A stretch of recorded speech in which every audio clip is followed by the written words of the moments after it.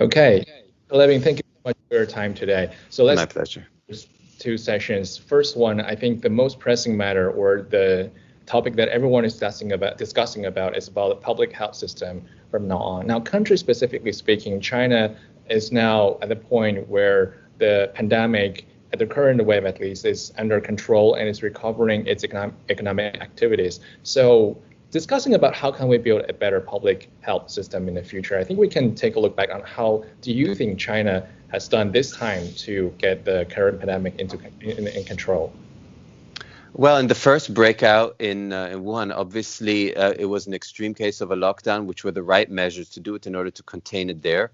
I think that when we talk about pandemics, just now specifically on this issue, it requires a country to be able to act very quickly, both in terms of containing it and making sure that clusters don't develop beyond the borders.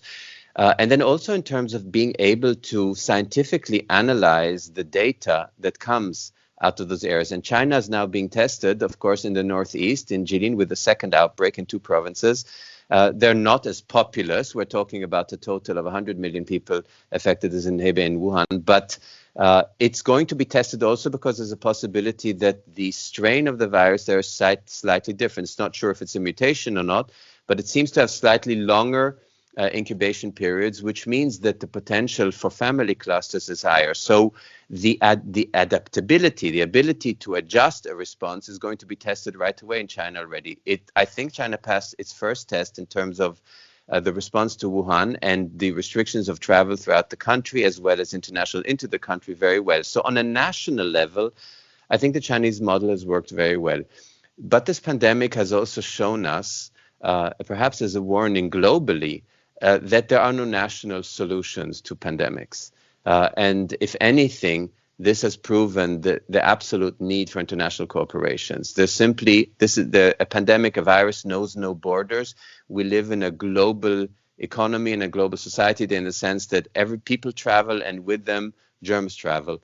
And it has given a new sense of urgency to nationalistic type of trade approaches that we've seen over the last few years in terms of moving those aside and addressing it, and perhaps also being able to move this approach and using it in a climate context, because just like there's no national response to a pandemic, there's no national response to climate change. So talking about future, let's say, because I've been reading the book by Laurie Garrett about the betrayal of trust, the collapse of global public health, which emphasizes this point that you just mentioned, that we need a global system, a public health system to prevent next pandemic. And it also strengthens the fact that in a healthy public health system, the hospitals are actually the last resort for any society. So talking about in the future how China can build a better domestic public health system and how China can be a part of a better global public health system, what do you think? What's your opinion on these 2 points? I think that the issue that we're talking about is a classic example of an issue that you cannot just deal with top down. In other words, you can create beautiful national public health systems and hospitals and training doctors, but you need to have a bottom-up acceptance and integration into it, just like with education. In other words, it's not just a matter of having facilities and infrastructure available, which is key, no doubt about it, and medication and vaccines and vaccination campaigns. But there also has to be a concerted effort to integrate the forgotten part of a population. Every country has a forgotten part of a population. It's very often migrant or nomadic parts of a population, as is the case in China, as is the case of every other large economy. And so this is as much a challenge to social policy as it is only to health policy. There's no non-holistic approach that's going to work here. So yes, it is important to have proper health infrastructure. In other words, insufficient hospitals, sufficient doctors, nurses, staffers, access to it, all the infrastructure that it entails. But it's very important to integrate a population and to make sure that it's integrated, trusted. So for example, you see globally now a very aggressive anti-vaccination campaign. It's not something that's new. You've seen it break out in countries all over the world. but it's something that's extremely dangerous in a pandemic context. So the diseases that we thought we had eradicated even in the 20th century, things like polio, where you had successful global vaccination campaigns, now are being challenged again because of a very strong distrust of government. And that distrust of government, if it's taken into the public health system, is fatal in the literal sense.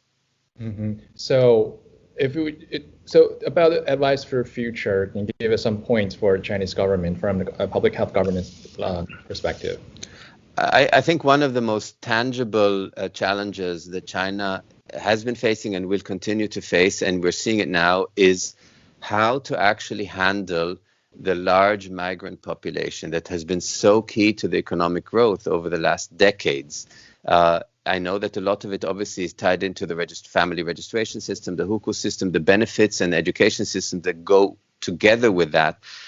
But this is now quite a significant challenge because you cannot really provide satisfactory or even good public health for population if they're not the entire population is included. As in with pandemics, when you have a migrant population, viruses and germs travel with the migrant population in a country. A sustained lockdown, not just one for a few weeks or a few months, but a sustained lockdown is not feasible. It's not something that's feasible in any context. So this may be the opportunity for China also to, as its public health system is expanded to address this calamity, to also address some of the social issues such as the family registration system that comes with it. Mm-hmm. So let's talk about the poverty alleviation. This has been work that Chinese government has been doing for quite a while, but obviously this time because of the pandemic and the effects or its impact in different areas, it seems like it's facing some obstacles. So what do you think, or how do you think China should proceed on this, or do you have confidence that China could maintain its original goal for this year? Well, first of all, in terms of just the original goals, I think we have to move those to the side a little bit. China had a growth. China in 2010 announced a goal to double the GDP by 2020. That's unlikely to be possible this year for understandable reasons. It would require about a 6% growth rate this year. The growth rate's probably going to be below 1%. It's been negative for the first quarter. That in a pandemic, obviously understandable. I think that if you allow me, I'd like to give some historical perspective. In the decade leading up to the global financial crisis of 2009, China had very successfully moved away from investment-driven growth. In other words, it had very successfully shrunk the size of state-owned enterprises for the sake of a consumption-based and financial services growth to drive economic growth. Then came 2009 with the global financial crisis. China, like all other countries, had no choice but to increase investment into the economy for the sake of stimulating growth and stimulating employment. What you're having in an investment, and now we're facing the same challenge again. Since 2009, China again wisely moved more towards consumption-driven growth.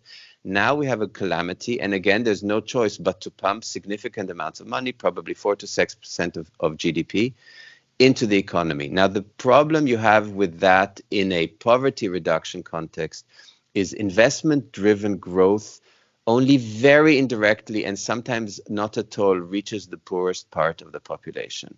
The individuals, small businesses, even medium-sized businesses that don't access state-sponsored growth, meaning government funneled through large state companies and state banks, funds into the economy. It reaches them so indirectly that it's diluted by the time it gets there. Okay, so this is a very difficult thing to accomplish, poverty reduction, and line it up with significant investment-driven growth, such as quantitative easing in the United States, same idea, is very difficult to accomplish. So this will require a very concerted effort that some of those funds get earmarked for national reconstruction projects. Roads, railways, good examples. Obviously, there are many more. And then a very concerted effort on a local, provincial level to make sure that the poorest part of the population gets to participate in the work, that they are directly employed in these national reconstruction projects. Only then can you combine investment growth, which will be necessary now because of the pandemic, with poverty alleviation and poverty reduction. Mm-hmm. So what you're saying is that instead of building things for them, we should enable them to be a part of this whole process. Is that Absolutely. And it requires, it doesn't happen automatically because they're not often not integrated in the formalized economy. We're talking about many times about laborers, to the extent there even is work, but laborers who are simply not integrated formally and don't get directly to participate. So there has to be an effort, and perhaps even using the civil registration system that I discussed earlier, perhaps using that system in order to access that part of the population and systematically include them in this new growth measure. Well, that's a very interesting point. So basically using the political system or social system in China has already and really maximize the effect of it. Yes, and that is a big advantage of having such a tightly coordinated social registration system. There are other measures in Africa. I would recommend using land ownership registration systems, probably a more effective way because it reaches more people than social registration, meaning citizen or census registration systems. But China has quite a sophisticated family registration systems. And while there's been much discussion of reforming that system, for the sake of fairness to the migrant workers, at least now we can use it for their benefit in terms of making sure that they're integrated in the growth projects that will clearly be prevalent in China as in other countries for the next few years. Okay, I just want a quick follow-up, a technical follow-up actually, back to our first point when you say that a better national public health system for China would require to reform this mitigation or this hukou system. What do you mean by that? Since migrant workers can go to local hospitals and get treated. In many cases, families are separated through that and the rights don't follow them. In other words, family members remain in the home province, the home city, the hometown, and are not able to follow the workers themselves. And when you have split families, there's plenty of statistical data that shows that one of the first casualties of splitting families is that people stop accessing the health system. It's usually intact families, intact groups do that. So there either has to be a way to make sure that families follow the workers themselves to the new place, which is not entirely feasible just in terms of demographic migration and the growth of the coastal cities. And in the absence of that, a coordinated effort to make sure that the benefits are maintained and exercised, especially education and health benefits in this context, by the families left behind in the towns and provinces. Okay. Well, thank you very much. I think that'll be enough for our interview. Thank you. My pleasure. Just stop recording.